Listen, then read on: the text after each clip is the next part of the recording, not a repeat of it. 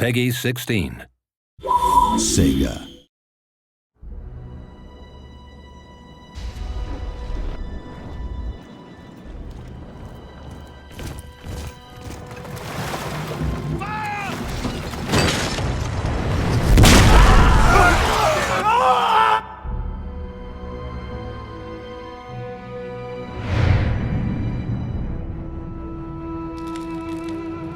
Rome 2 is going to be an absolutely massive game. It is by far the biggest and best Total War game ever. And that's bigger in terms of the scale of the maps, the scale of the armies, the scale of the cities you'll be fighting over. You can go from the sea to the land and have massive combined battles.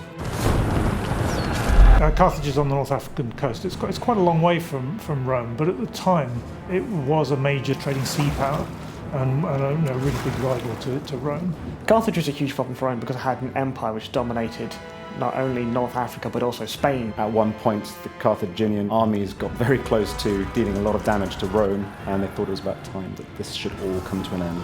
Because Rome was really on the cusp of losing the war to Carthage, so they had to come up with a masterstroke.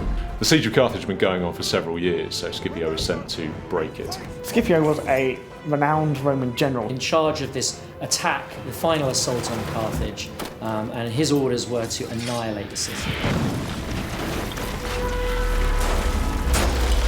We had to build a massive city, much bigger than anything we've built before.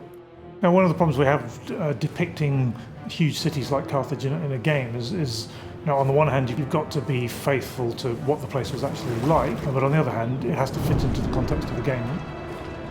We had to come up with a convincing way of having the ships landing on the shore and make it look really cool. There are trade-offs. There are trade-offs between depicting it at exactly the correct scale and making a game that's actually playable. Shields on me! The total number of units you can control in the battle will be 40, and this includes combined land and naval forces for the first time. So there's a lot more going on. There's more to see. There's more terrain to cover. There's more places to hide stuff. It can be enormously difficult to keep track of 40 units at the same time.